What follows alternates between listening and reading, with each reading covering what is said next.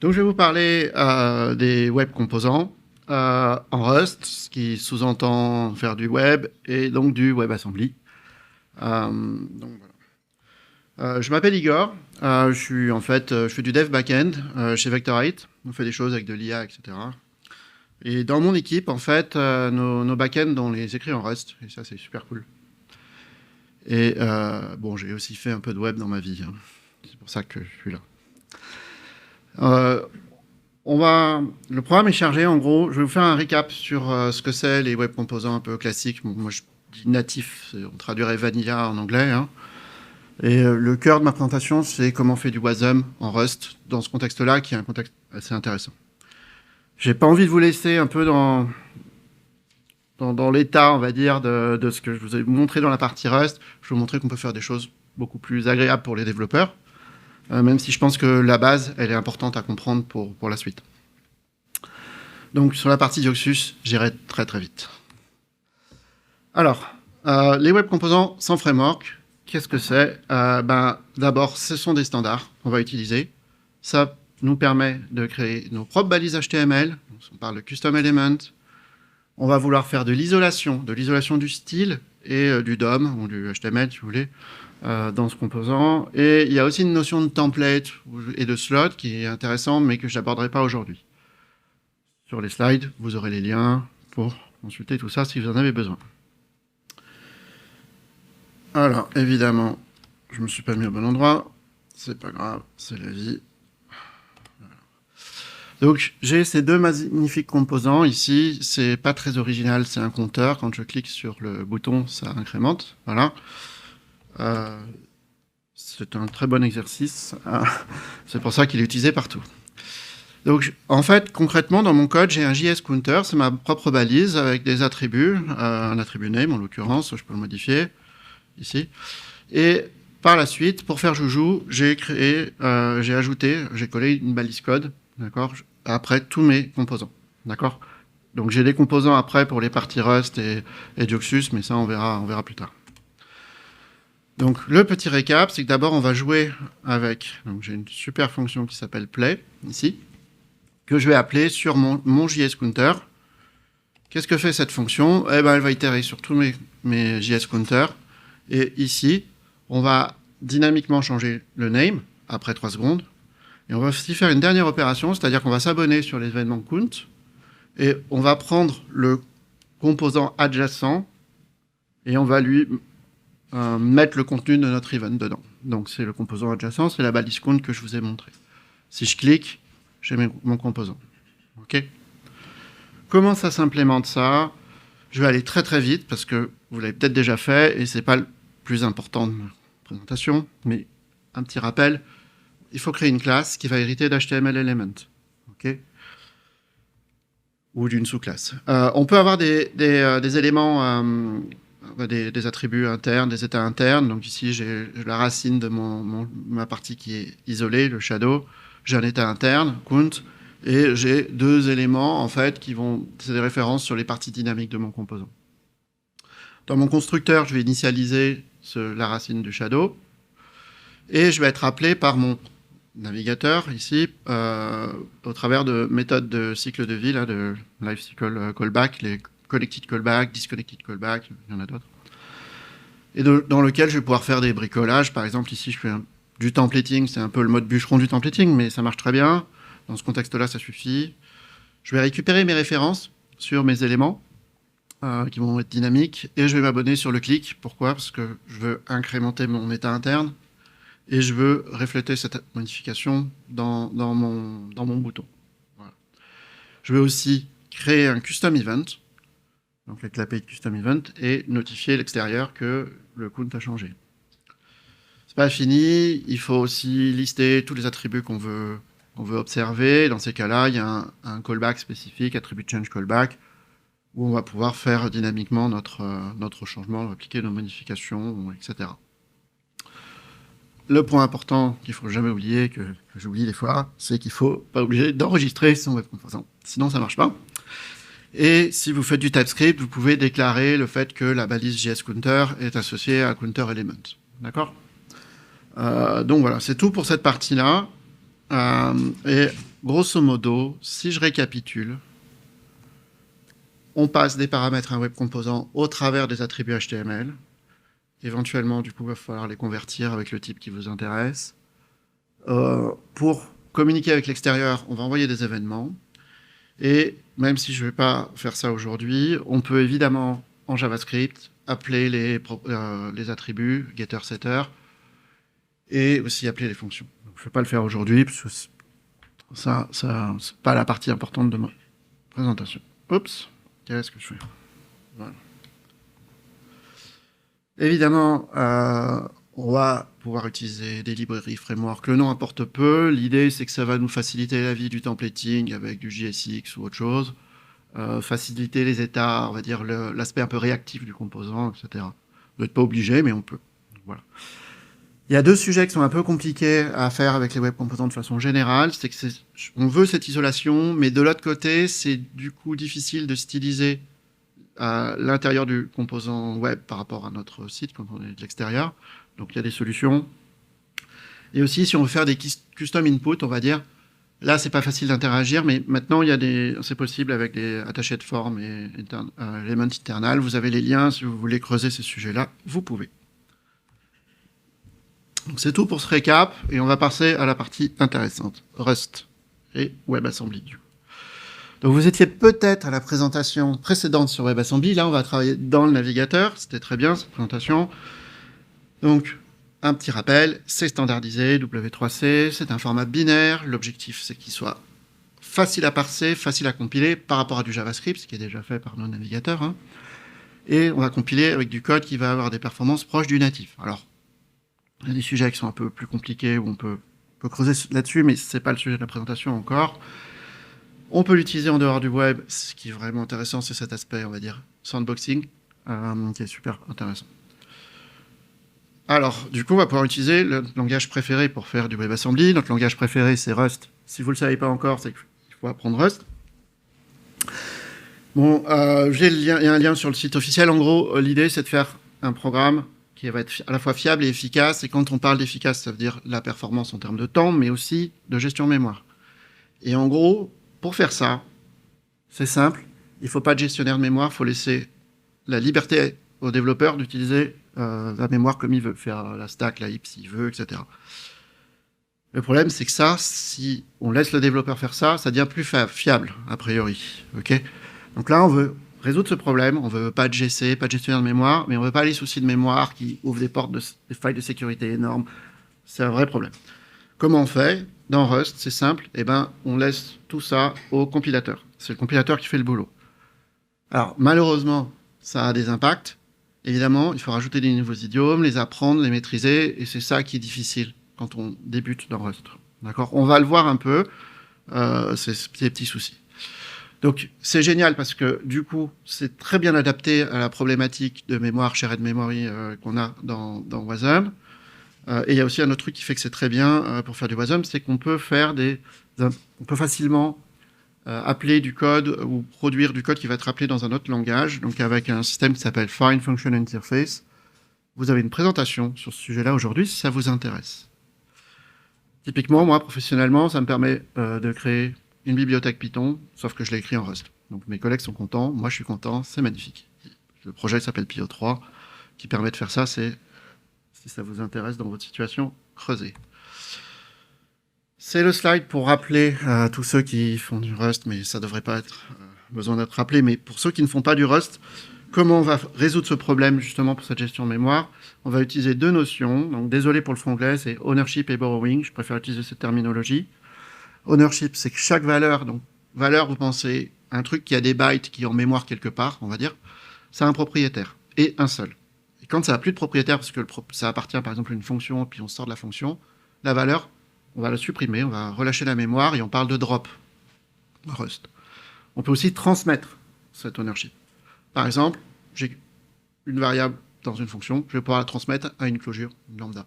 D'accord? Ce sera deux scopes différents, la lambda et la fonction, et de temps en temps, je vais devoir la transmettre. On parle de move. Ces termes sont importants parce que vous allez voir ça dans les erreurs au début du compilateur. On va pouvoir aussi emprunter des références sur ces valeurs. Il y a deux types d'emprunts. Un emprunt où on va pouvoir plusieurs à voir la valeur. En général, c'est que de la lecture, c'est l'emprunt immutable. Et on peut aussi avoir un emprunt exclusif. En général, c'est pour écrire et on est exclusivement tout seul, même pas de lecteur. D'accord? Donc ça, c'est le principe dans Rust. Et on va faire du code. On va continuer sur notre code ici. Alors, ce qui se passe, c'est que j'utilise un outil qui s'appelle ça y est, trop de mémoire. Wasm-Pack. Wasm-Pack nous permet, en gros, de démarrer des projets, de builder, d'optimiser, de lancer des tests avec du Wasm en Rust. Et ce qui se passe aussi, c'est que je vais scruter les modifications dans ce fichier-là et automatiquement repackager mon fichier pour faire du Wasm qui va recharger ma page web, etc. Donc, qu'est-ce qu'on peut faire? On va pouvoir utiliser une macro, c'est une annotation, derrière il y a du code qui va être généré runtime. Cette macro s'appelle wasm-by-gen, c'est ce qui nous permet de faire communiquer le monde Rust et le monde JavaScript, ici, dans ce contexte-là. C'est une FFI, en fait, qu'on va déclarer, qui s'appelle alert. C'est une fonction qui est fournie par le navigateur et qui va du coup faire notre alerte. Hein. Tous ceux qui ont déjà débugué une fois du JavaScript il y a 10 ans, 15 ans, ils savent de quoi je parle. Donc ça, c'est cool. On va pouvoir l'utiliser. Et moi, je vais créer une fonction start qui va utiliser ce alert pour dire bonjour. D'accord? C'est le hello world du Wasm en Rust. Et donc, pour utiliser cette fonction côté JavaScript, je vais aussi lui mettre cette annotation, wasm-by-gen, et il va pouvoir être utilisé. Alors là, j'ai rajouté un attribut start. Ça veut dire quand le module il est chargé, tu lances automatiquement cette fonction. Donc là, quand je vais charger le Wasm associé à ça, ça va faire le alert. Donc je vais aller dans mon fichier TypeScript. Je vais ici faire cet import. Alors, je vais avoir une fonction que j'ai d'initialisation que j'ai appelée RustCounter. J'ai aussi importé un type, on va l'utiliser plus tard, mais pour l'instant il n'est pas présent, c'est pas ça qui est important. Donc j'ai cet import et plus loin dans mon code, ce que je vais faire, c'est que je vais lancer cette fonction, et puis après je vais appeler mon play sur mon web component qui n'est pas encore présent, mais ça sera utile tout à l'heure. J'ai ce sauvegarde, j'ai mon alerte. D'accord? Alors, il se trouve que je l'ai 3 fois. Ça n'a rien à voir avec mon code, c'est juste qu'en fait, j'ai 3 slides avec cette page-là. Ça appelle 3 fois le truc. Je suis désolé, c'est comme ça. Et comme c'est pénible, on va tout de suite le commenter, parce que c'est pas ça que je vais vous montrer, évidemment, je veux faire un web composant. Donc, maintenant qu'on a fait le hello world, on va aller plus loin. Donc, ce que je vais faire, c'est que je vais décommenter ce code-là, qui est grosso modo, regardez, hop, et je vais vous expliquer ce que fait ce code-là. C'est du copier-coller du JavaScript, et j'ai juste transposé le code JavaScript au code Rust. D'accord? Donc, j'ai rajouté une annotation wasm-by-gen sur une structure qui s'appelle countEvent, c'est l'événement que je vais notifier. Il y a un attribut count qui est public, comme ça sera utilisable côté JavaScript. J'ai une autre structure que j'ai appelée countRustElement, toujours avec wasm-by-gen. Ce coup-ci, les éléments, les attributs, en fait, ils sont private, ils ne vont pas être utilisables côté JavaScript. Au passage, j'utilise des objets, elements, shadow root et tout. Ces classes-là, c'est en Rust, c'est fourni par une bibliothèque qui s'appelle Web6. Cette bibliothèque utilise wasm-by-gen pour exposer l'ensemble des API web en Rust. On va devoir piocher ce qu'on veut. D'accord? Ici, on a un vrai problème qui va être difficile à résoudre, qu'on va résoudre à la toute fin. C'est, en Rust, on n'a pas d'héritage. C'est un choix, on ne fait pas d'héritage, on va faire de la composition à la place. Donc là, host, ça correspond à mon parent. D'accord? Donc on va résoudre ce problème-là, mais ce n'est pas le sujet maintenant. En Rust, on va séparer les méthodes de la structure. Donc c'est un deuxième bloc qui s'appelle impl block là. Et par exemple ici, j'ai créé une fonction qui correspond à mon constructeur. C'est pas vraiment un constructeur en Rust, mais comme j'ai mis la notation constructeur en JavaScript, on va pouvoir faire new de countRustElement. D'accord? Ça va prendre un paramètre. Et là, j'ai transposé la création du shadow root. J'initialise mon objet avec des valeurs qui ont du sens, etc. Pour mode collected callback, j'ai utilisé un autre attribut, JSName, qui nous permet de renommer le nom de la méthode côté JavaScript, puisque en JavaScript, on utilise du camel case, en général. En Rust, pour les noms de variables et les noms de méthodes, on va utiliser du snake case. Voilà, ça sert juste à ça. J'ai fait mon templating. Au passage, vous voyez que dans mon template, en fait, je crée une balise et je mets mon style, il est isolé. D'accord. Donc mon templating, il n'y a rien de très intéressant là-dessus. Je récupère mes références sur mes éléments dynamiques. Il n'y a rien de très intéressant là-dessus. Et par contre, ça va être très intéressant de bosser sur la gestion du clic et la modification qui va s'en suivre. Bon, je ne vais pas parler de ça pour l'instant. Il y a un gros warning, j'expliquerai pourquoi. Et on a un callback pour disconnecting. Ce coup-ci, on va l'utiliser parce qu'on va faire les choses proprement. Et on a un callback pour le attribute change. Là aussi, rien de très intéressant. Je ne vais pas m'attarder là-dessus. Par contre, si j'ai bien fait mon boulot, on va pouvoir faire semblant de faire des web composants avec ça. Quand je dis semblant, c'est-à-dire qu'on va pouvoir... Alors, je vais vous montrer rapidement dans mon index HTML. Il est où mon index? Il est là. Alors, j'ai créé ici, pour la partie Rust, une petite balise. J'ai créé un petit div qui s'appelle Playground, et je vais jouer là-dedans. Ce que je vais faire, c'est que je vais brancher mon composant, mon Rust, mon count Rust element, dans ce Playground, ok, pour émuler ce que ferait un web composant. C'est une étape intermédiaire qui va nous suffire pour l'instant. Donc pour faire ça, je récupère mon Playground. Une fois que j'ai initialisé mon JavaScript, mon WASM, c'est des promises. Hein. Donc ici, je vais pouvoir faire un petit truc très simple. Je vais instancier mon objet count Rust element. Au passage, vous voyez que j'ai les TypeScript définitions qui sont générées par l'outillage, donc c'est cool. C'est un constructeur qui prend un host, ça tombe bien. Mon host, c'est quoi? C'est Playground. Je vais mettre ça pour pas qu'il pleurniche. Et pour émuler mon truc, je l'appelle la méthode connected callback. OK? Donc si je fais ça, à ma droite, j'ai un composant. Celui-là, il est avec un petit pointillé bleu. Évidemment, je ne peux pas cliquer parce qu'on n'a pas fait l'event listener. J'ai pas de name parce que j'ai pas de name sur mon playground. Mais grosso modo, j'ai branché mon système. Et je vais pouvoir travailler sur cet event listener. D'accord? Allez, hop. Donc mon event listener, c'est le point un peu marron. Alors, premièrement, on peut faire des add event listeners qui sont fournis par Web6. Je ne vais pas le faire pour une raison. Grosso modo, pourquoi je ne vais pas le faire? Je vais vous expliquer. Il va falloir que je lui passe un objet qui est une fonction JavaScript. Et cette fonction JavaScript, je ne vais pas pouvoir la créer facilement, mais je vais pouvoir créer une fonction closure. Ça sera un peu pénible, mais je peux le faire. Et je vais pouvoir la caster en fonction JavaScript. Et là, je vais avoir une belle erreur. Et la tentation va être très grande d'appeler une méthode forget sur ce closure. Et si je traduis ce que ça veut dire forget en français dans ce contexte-là, ça veut dire j'assume, je fais une memory leak, une fuite mémoire. Et j'ai pas envie de montrer ce code-là. Et on pourrait résoudre le problème, mais c'est pénible. Et donc pour faire ça, je préfère vous montrer Event Listener. Event Listener, ça vient d'une bibliothèque qui s'appelle Gloo, G-L-O-O, qui fournit des petites surcouches, c'est tout petit, ça fournit des petites surcouches sur certaines API de Web6, et ça nous facilite la vie, ça nous rend le code un peu plus idiomatique Rust. D'accord?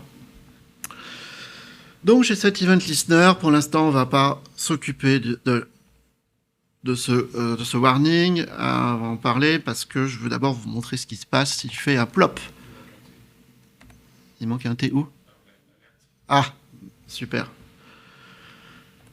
C'est encore mieux que le compilateur Rust, j'ai une audience, c'est magnifique. Donc, si je fais mon alerte plop, on s'attend tous quand on clique dessus à avoir un gros plop, et on est évidemment déçu parce que j'ai pas cliqué sur mon bouton, j'ai pas de plop. Et maintenant, c'est normal, et c'est pour ça qu'il y a un warning, enfin, c'est pas vraiment pour ça qu'il y a un warning, mais le warning nous aide. Il va nous dire, en fait, tu as créé un objet, il est marqué must use, ça veut dire que tu dois utiliser quelque chose, donc a priori, il faudrait que je récupère un listener comme ça. Listener. Bon, les typos, c'est pas très grave. Hein. Ok, donc si je fais ça, je vais toujours avoir mon warning, mais sur le listener. Et là, c'est intéressant, il dit, ah, mais en fait, ok, tu as mis une variable, mais tu l'utilises jamais. Il y a des warnings qui nous mettent sur la piste. Alors évidemment, on ne peut pas le savoir, mais quand on a un warning, a priori, on est tenté à lire la documentation. Donc si je lis la documentation sur Event Listener, super, elle n'est pas... Ah si, il faut que je scrolle un peu. Voilà. En bas, il y a écrit RAII type, etc., etc., etc. Alors, cet acronyme, il est horrible. Il veut dire Resource Acquisition is Initialization. On peut oublier l'acronyme et je vais vous expliquer ce qui se passe derrière parce que c'est très intéressant. En Rust, donc ce qui se passe, quand on va compiler, le compilateur va décider à quel moment il va dropper nos valeurs. D'accord? C'est fait à la compilation. Ce qui est intéressant, c'est qu'on peut implémenter un trait, ou une interface, pour ceux qui ne voient pas ce que c'est un trait, qui s'appelle drop, et lui brancher du code à ce moment-là. D'accord? Donc c'est statique, on le sait. Contrairement à du garbage collector, on ne sait pas quand ça arrive. Ça, c'est cool, on le sait. Et donc typiquement, qu'est-ce qu'on va faire? On va fermer nos files descriptors, nos sockets, ce genre de choses, dans ce genre de code. Et on va créer des types pour faire ça proprement. Et on ne va pas oublier de fermer des ressources importantes, de faire des try finally, etc., etc. Donc ça, c'est cool. Et dans ce contexte-là, Event Listener, quand on crée Event Listener, il fait le Add Event Listener. Quand on drop, il fait le Remove Event Listener. Ce qui se passe ici, c'est que mon listener, il est présent ici, et hop, il est droppé à la fin de mon bloc Venn, et du coup, il se désenregistre. Et donc, ça marche pas. Et donc là, c'est typiquement l'expérience qu'on a avec Rust. En fait, ce système de gestion de mémoire a des conséquences sur notre code. Très intéressantes. Pour résoudre ce problème-là, qu'est-ce qu'il va falloir? Il va falloir transférer l'ownership de ce listener à quelque chose qui va durer plus longtemps. En l'occurrence, mon composant. Donc, je vais rajouter un listener. Alors, ceux qui n'ont pas parlé, mais il n'y en a pas de nul en Rust, il n'y a pas de nul pointeur exception, il y a des options. Voilà, vous le connaissez déjà probablement. Donc, on va lui donner un event listener. Alors, c'est une option, pourquoi? Parce que je l'initialise avec none. Hein. Il n'y a pas de undefined, évidemment. Hein, ça, c'est... Qui a eu l'idée de faire des undefined? Voilà, donc j'ai un listener comme ça, que j'ai initialisé, et à la fin de ma fonction et tout, là, hop, on va se mettre là, self.listener égale à somme. Self, c'est l'équivalent de vis. Hein. Alors, je suis désolé s'il y a des aspects du langage, de la syntaxe que vous ne connaissez pas. Voilà. C'est pas grave. Alors, maintenant qu'on a ça, il ne faut pas oublier, parce que ce serait dommage, on est très bien parti là. On peut évidemment, dans le disconnected callback, faire l'opération inverse. Donc, moi j'aime bien, pour faire ça, appeler la méthode take, qui prend une option et retire ce qu'il y a à l'intérieur, et qui va être droppé. Donc voilà, et donc là, j'ai pas de fuite mémoire. Remarquez qu'en JavaScript, fuite mémoire ou pas, en fait, se serait jamais posé la question. Mais bon, c'est normal, c'est géré, et puis bon, bref, voilà. En Rust, non, on peut pas. Donc là, j'ai mon plop. Voilà. Donc, c'est un sujet très intéressant qu'on a vu là. Alors après, je vais décommenter, mais je vais y aller très doucement, parce que ça va nous pincer fort. Qu'est-ce qu'on va faire? Je vais prendre ma valeur courante de mon count, je vais l'incrémenter, puis je vais la setter. Bon, voilà, je pourrais écrire le même code en une ligne, mais ce code-là ne va pas compiler, je préfère le faire comme ça va me faciliter la vie. Donc là, bon, normalement, il faudrait regarder le terminal, on aurait un truc qui va nous dire qu'il y a 3 erreurs, machin et tout. Donc là, je suis désolé, dans mon éditeur, il y a un truc horrible qui dit que j'ai fait n'importe quoi. Donc, il va falloir que c'est pratique en plus avec une grosse fonte, on ne voit pas grand-chose. Donc, hop, je vais me faire comme ça pour pouvoir lire mon code. Donc, comment on va faire? Alors, ce qui se passe, c'est qu'on a deux choses. D'abord, il y a le scope de notre lambda. Lambda, elle est initialisée ici, hein, ligne 77. D'accord, les pipes, c'est les paramètres de ma lambda ici. Donc, l'event n'est pas utile, mais voilà. Et donc, je vais pouvoir utiliser une valeur à l'intérieur de cette lambda, mais quand je vais vouloir modifier ma valeur count, je veux aussi que ça modifie la valeur qui est dans mon count Rust element. Et là, on va faire un truc, c'est que, je vous ai dit, en Rust, on n'a qu'un seul propriétaire, il y a un problème. Donc, pour résoudre ce problème-là, on va utiliser... Alors, il y a ce problème-là, c'est qu'on va vouloir partager la valeur, donc on va trouver une astuce pour faire ça, et en plus, on va vouloir la modifier. Donc, c'est les deux choses qu'on va faire. Donc, tous ceux qui ont fait du Rust, normalement, là, ça fait tilt, et ils savent quel pattern il faut utiliser. D'accord? Ça s'appelle le interior mutability pattern. C'est ça qui est difficile à appréhender quand on n'est pas habitué à ces notions-là, et c'est pour ça que c'est dur à apprendre, mais dans les faits, une fois qu'on sait ça, c'est naturel, c'est facile, ça prend pas de temps à réfléchir.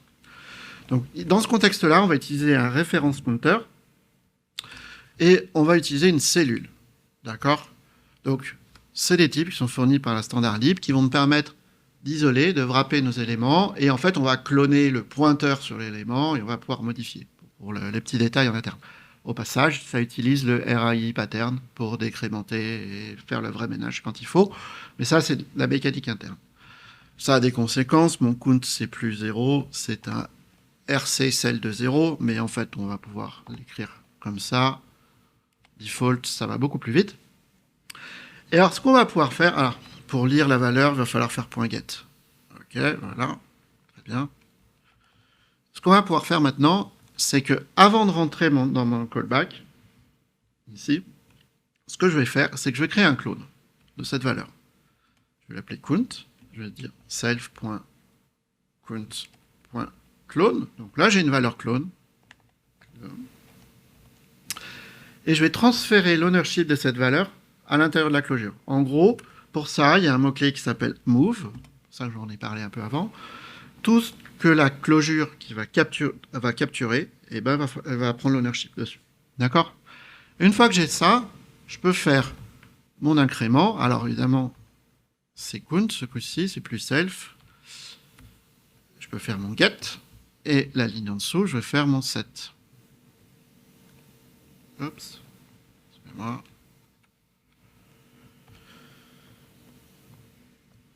Voilà. Alors, pour faire la modification à l'intérieur du bouton, ce qui se passe, c'est que j'ai besoin de bouton qui a une référence, le fait qui est initialisé ligne 72 ici, et j'ai le même problème.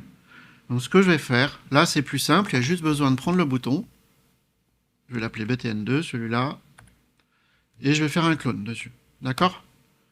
Et je vais transférer l'ownership, ce qui fait que ici, hop, je peux faire button2, ok? Normalement, ça marche. On va croiser les doigts. Hein.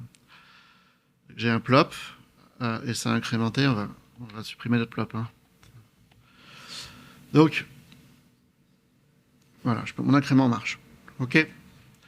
Donc là, on a vraiment vu, je veux dire, ce qui fait la difficulté de Rust quand on débute.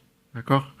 Évidemment, là, on a cumulé les difficultés. Au quotidien, moi, j'ai souvent besoin de le faire, on va dire tous les jours, mais pas tous les jours dans les 3 minutes, hein, en général. Hein.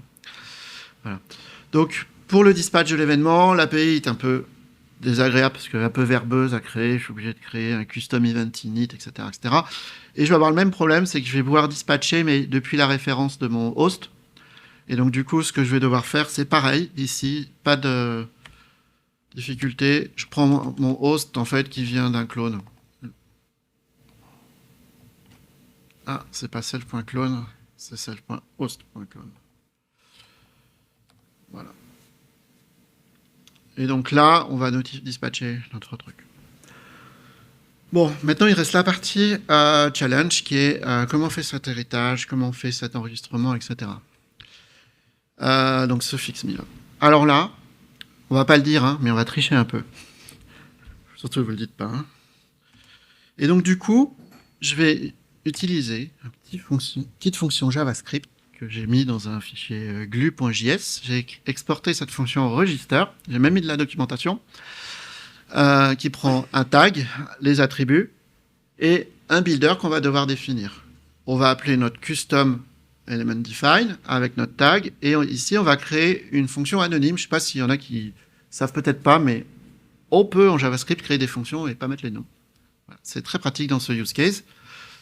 On va utiliser notre builder pour construire quelque chose en lui passant la référence service qui est notre host, d'accord? Et toutes nos fonctions de callback, c'est la délégation pure et simple, d'accord? Pas d'intelligence dessus. Et au passage, je lui mets mes attributs que je veux observer. Alors, je vous ai déjà codé la partie Rust. Hop. Et, ah, zut. On va décommenter et je vais vous la détailler. Il n'y a rien de nouveau. Je vais utiliser le même système que l'on a fait pour le alert pour importer ma nouvelle fonction que j'ai appelée register. Je vais devoir lui préciser le module, ça vient pas de mon système, ça vient d'un système externe, on va dire. Voilà. J'ai cette fonction register que je vais devoir appeler dans mon start. Je vais tout de suite m'en occuper. Voilà. Je vais enregistrer rscounter avec mon name et un objet builder qui est défini juste au-dessus. Vous voyez, il n'y a pas besoin d'attribut, ça peut être on appellerait ça un singleton, je dirais. Il y a une fonction build qui va prendre le host et va juste appeler mon countRustElement comme on l'a fait en JavaScript en fait. D'accord? Et c'est tout. Et là, si tout se passe bien, ben en fait, j'avais déjà dû sauvegarder, c'est les réflexes un peu mécaniques. Voilà. J'ai bien eu mes noms qui ont changé dynamiquement et mes compteurs qui fonctionnent. Et alors là, on voit qu'on fait du Rust quand même, parce qu'en fait, l'intérieur de mon événement, c'est un truc avec wasm Biden, je sais pas trop quoi, PTR, c'est notre un pointeur, hein, ça, voilà. Et donc du coup, on va changer un petit peu, au lieu d'afficher un JSON stringify de l'objet, je vais juste afficher la propriété count, qui, si vous le rappelez bien, était marquée comme étant public, et donc du coup, je peux l'utiliser ici. D'accord? Et j'ai fait du Rust avec du WebAssembly. Ok. Alors, je vous ai mis, je vais pas m'attarder sur ce slide parce qu'en fait, c'est des liens. Vous pourrez cliquer dessus quand vous en avez besoin. Donc, en gros, il y a un bouquin Rust online qui explique comment on peut faire du WebAssembly en Rust. L'outil WasmPack, c'est ce qui nous permet de faciliter la vie. Ça va faire les optimisations du Wasm, etc., etc. WasmByGen, c'est l'outil indispensable pour faire le bridge. D'accord? Web6, c'est l'outil indispensable si vous utilisez les API web. Et Glue, vous n'êtes pas obligé de l'utiliser, mais ça rend l'API plus agréable. Alors, on peut utiliser des bibliothèques Rust, par exemple, pour faire du HTTP GET, ce genre de choses. Mais, par exemple, si vous voulez utiliser l'API Fetch, c'est pénible de le faire avec Web6, mais avec Glue, c'est beaucoup plus agréable. Si vous utilisez les WebSockets, vous pouvez utiliser Glue. D'accord? Dioxus. Alors, Dioxus, donc, ça prendrait présentation interne, au moins entière, pour pouvoir parler de Dioxus, donc je vais aller très très vite dessus. Ce qui se passe, c'est que c'est un framework UI Rust. Full stack, ça veut dire que, en gros, on va pouvoir faire du web classique, comme je vous l'ai montré là, mais on va aussi pouvoir mettre des serveurs fonctions, faire du server-side rendering. Cross-platform, ça veut dire qu'on va pouvoir faire du mobile ou du desktop. Ça utilise des WebView. D'accord? Pour le desktop, c'est Tori, pour ceux qui connaissent. D'accord? Ce qui est intéressant, c'est que c'est quand même assez souple parce qu'on peut avoir des systèmes de rendu alternatifs comme Terminal UI ou du Web UI, c'est-à-dire sans WebView. Alors, évidemment, c'est peut-être pas au même niveau de maturité, mais c'est intéressant parce qu'il y a un énorme potentiel. Ou on peut faire du Skia aussi, pour ceux qui connaissent. Ok? À l'intérieur, c'est inspiré par React. C'est pas React, hein, mais c'est inspiré par React. Donc, on va retrouver des concepts de signaux. Il y a du Virtual DOM. Si vous aimez pas, il y a un concurrent qui s'appelle Loptos. Voilà. Ce qui est aussi intéressant, c'est qu'il y a une startup qui s'appelle Dioxus Lab. Alors, tout est open source, hein, mais bon, il y a une startup et c'est un peu financé via Y Combinator. Ça veut surtout dire qu'il y a des gens qui bossent full-time dessus et qui répondent sur leur Discord. Et donc, c'est très réactif. Vous avez des soucis, vous posez des questions, vous avez les réponses. Voilà. Donc, je vous incite à regarder. C'est pas forcément l'unique solution qu'il y a, mais moi, c'est une solution auquel j'ai confiance. Alors, on va accélérer. Alors, on va changer de branche pour ça. Voilà. Et normalement, si j'ai bien tout démarré, j'ai un autre site web sur un autre port où j'ai déjà une appli Dioxus et j'ai déjà un compteur avec un bouton. Quand je clique, ça ressemble à ce qu'on fait. Désolé, je n'ai pas changé le style pour être plus gros, mais c'est pas ça. C'est pas très grave. Ok, donc je vais revenir ici parce qu'on va faire la partie web component. Dioxus. Bon, il y a un main, je vais vous montrer, ça va pas être très compliqué. Il y a un main qui, grosso modo, lance une application, 5 composants. Donc, il y a une annotation composant. Il y a des situations où on pourrait l'enlever. Par exemple, ici, on pourrait l'enlever. Composant, c'est comme en React, c'est une fonction. Ça retourne un élément Dioxus, ce coup-ci. À l'intérieur, on va pouvoir utiliser des signaux pour modéliser nos états. On va pouvoir créer des callbacks. Donc ici, c'est cette lambda, en fait, va réagir sur un count event. Count event, c'est le count event du compteur. On va utiliser une macro RSX ici qui va nous permettre de faire notre, entre guillemets, templating, l'équivalent de notre JSX. La syntaxe est évidemment différente, mais elle est assez intuitive. Au passage, là, j'ai mon composant, counter. On peut faire des if, on peut faire des boucles for dedans, directement. On peut utiliser, là, comme avec ces accolades, le formatage d'arguments en Rust. J'ai mon count event et j'ai mon compteur qui, grosso modo, fait pas plus de choses en dehors du fait que ce coup-ci, j'ai des attributs. Et en gros, la notation components, c'est que ça évite de passer un attribut qui s'appelle props. Voilà, ça simplifie un peu cette écriture-là, mais on peut tout à fait utiliser. Il y a des gens qui utilisent pas la notation composant. Bon, j'ai mon compteur, c'est un signal. Mon événement, qu'est-ce qui se passe? Mon event listener, ce coup-ci, ben, j'incrémente mon signal et j'appelle la méthode call de mon event listener. C'est quand même nettement plus agréable que ce qu'on a vu. Normalement, vous devez être convaincu sur ce sujet-là. Le templating, il n'y a rien d'intéressant, c'est trivial. D'accord? Donc maintenant, on va vouloir faire un web composant pour ça. Alors, comment on fait? Ah, je suis désolé, c'est un peu plus petit à droite. Je suis désolé, j'ai pas changé la taille de la fonte. C'est pas très grave. Alors, qu'est-ce qu'on va faire?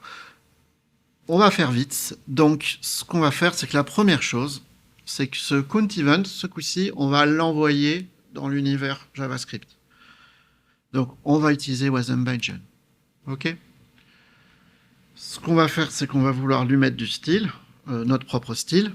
Donc, il y a une notion de injected style et il y a une notion de web components qui est une autre annotation, et ces deux notions, injected style, web components, c'est une bibliothèque.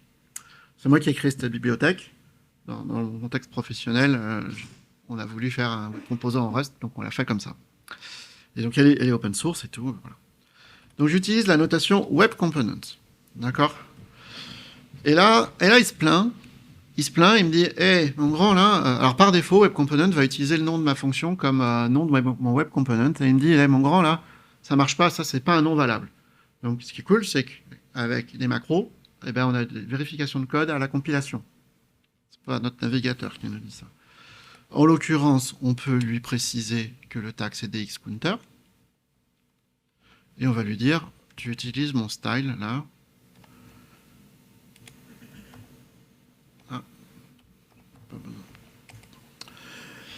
Et alors, pour que ça marche, il ne faut pas utiliser le dernier bloc. On va lancer l'enregistrement de notre web counter. Il y a une méthode qui est générique, qui s'appelle register _ le nom de ma méthode. Et si je sauvegarde là, normalement, ça ne marche pas. Parce que, évidemment, il faut importer ce composant. Donc, on va utiliser pareil, wasm_pack pour packager et produire un fichier wasm, et ce qui va bien avec, pour pouvoir l'importer dans mon JavaScript, et un peu plus bas, à la fin, en fait, je vais appeler ce composant, cette initialisation, et quand ça a été chargé, je vais déclencher mon joujou pour mettre un peu de dynamique. Et j'ai fait un web composant avec Dioxus. D'accord?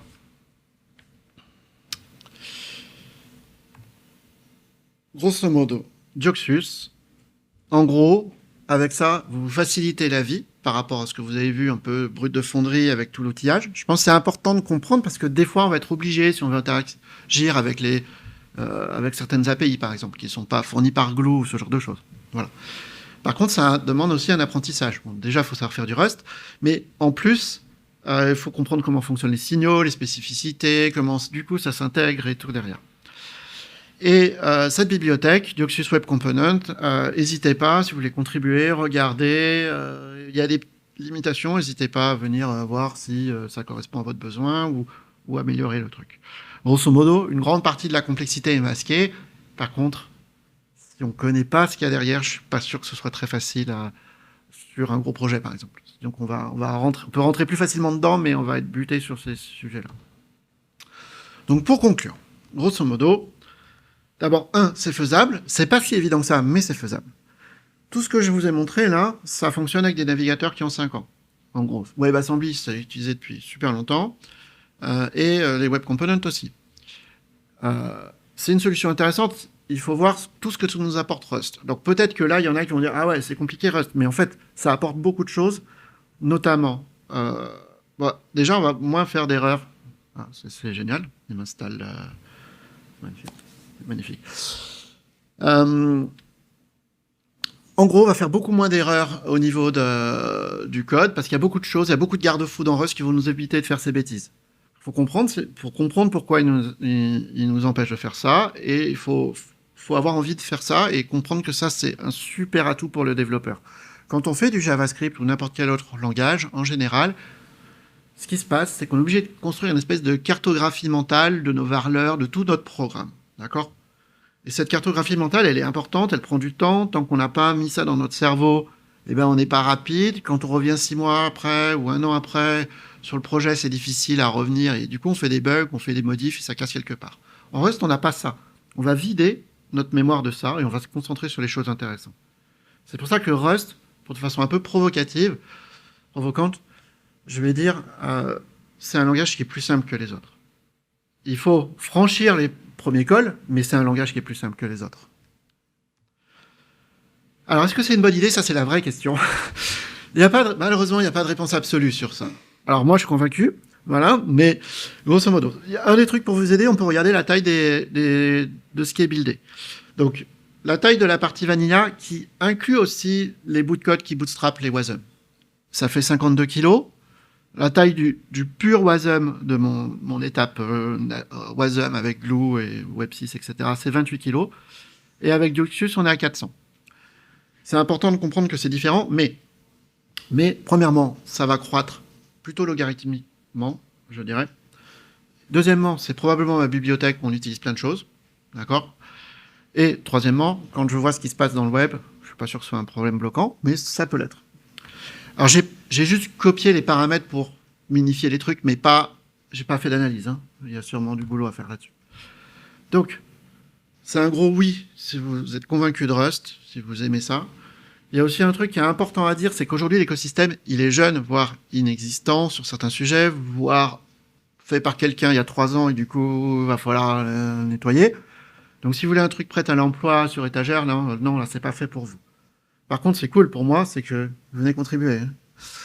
Et pour faire du prototypage, c'est pas une bonne idée, on ira plus vite en JS. Par contre, dès que votre projet va durer un peu, c'est tellement mieux de le faire en Rust, vous allez gagner du temps, vraiment. Ça va vous enlever plein de problèmes. Pour aller plus loin, pour ouvrir un peu la porte, grosso modo, l'écosystème en général UI de Rust, il bouge beaucoup et il est en train de se stabiliser. Il y a des briques qui deviennent un peu aujourd'hui des briques indispensables. C'est très intéressant de voir ce qui se passe dans ce domaine-là. Il y a un énorme potentiel. Alors moi, je pense juste à toutes les applications Electron que vous avez, la taille qu'elles font, toute la mémoire qu'elles bouffent. Si on pouvait avoir ça de façon un petit peu plus light, le monde se porterait mieux. Ça suffira pas, mais ce sera déjà ça. Donc soit vous pouvez attendre que les choses se stabilisent et tout, mais moi je trouve que c'est nettement plus fun de venir contribuer, venez créer vos propres bibliothèques. Si cette con vous a donné envie de créer votre propre bibliothèque de web components, je serai aux anges, c'est magnifique. Si ça vous a donné envie de faire du Dioxus ou du web en Rust, c'est magnifique. Si ça vous donnait envie de faire du Rust, c'est magnifique aussi. Je vous partagerai l'ensemble des liens du code, les slides. Les slides sont codés en Dioxus. Le Wasm fait 600 kg pour vous donner une idée. Les retours, c'est sur l'application. Vous avez dû voir les QR codes pour les mettre. Il n'y a pas de souci. Et c'est tout. Et je suis dispo pour des questions maintenant ou plus tard, si vous en avez. Oui, bien sûr. Alors c'est pour ça que j'ai montré le alert, c'est que c'est une brique aussi importante. Grosso modo, ce qui se passe, c'est que notre WebAssembly va pouvoir être désassemblé en format le fameux Watt que vous avez peut-être vu plus tôt. Honnêtement, moi j'ai pas réussi à trop pouvoir identifier les choses là-dessus. Donc au final, j'utilise console log il y a Dioxus Logger qui utilise tracing. Si tu fais du Rust, tu vois ce que c'est tracing. Et donc du coup qui se branche directement dans la console, c'est magnifique. Et moi je le fais comme ça. Après on peut mettre des breakpoints dans le Watt et faire joujou avec, mais bon. En fait, ce qui se passe, c'est qu'il faut peut-être bien configurer les options pour pas que les noms soient des trucs avec des numéros partout qui ne permettent pas de comprendre ce qui se passe, mais voilà. Donc ouais, il faut pas hésiter à faire ça, et après tu peux toujours un peu tricher, tu peux appeler une fonction qui appelle un truc debug en JS, tu lui as passé tous les paramètres. Enfin, je donne des idées là-dessus, mais oui, c'est un peu la lutte. Après, on peut faire des TU en Rust et tout, et on peut faire des tests avec classique, ce que tu ferais avec du front-end web, hein, Playwright, je crois qu'il y a un talk. Bref, voilà, passons. Voilà. Donc c'est un peu à l'ancienne. Hein. Mais on fait pas de bug en Rust, hein, tu sais. C'est vraiment juste théorique, hein, cette question. D'autres questions? Ah, c'est fini, hein, non? Ouais. Parce que tout à l'heure, si tu avais oublié d'appeler la destruction du listener, Ouais. Ça aurait marché, il n'y aurait pas de problème. Non, non, voilà. Non, c'est juste pour intellectuellement, j'aurais mal vécu, mal dormi si j'avais pas fait ça. Mais non, non, ça aurait marché. Et le composant, l'objet composant, qui lui aussi à un moment, il peut sortir du scope. Et dans ces cas-là, paf. Le drop, il va être appelé. Si vous créez un objet en Rust, créez l'objet en Rust, vous l'appelez côté JavaScript, d'accord? Et quand JavaScript va faire le ménage, paf, ça va dropper. Hein. Voilà. Ça va dropper du coup. Le problème n'est pas présent, mais techniquement, le disconnected callback sert à ça. Donc, je l'ai fait proprement en Rust. En JavaScript, c'est pas grave, les gens ont l'habitude de voir du code sale, donc c'est pas grave. Voilà. Une dernière question ou c'est bon? Non, c'est fini. Donc voilà. Donc, merci bien. Donc,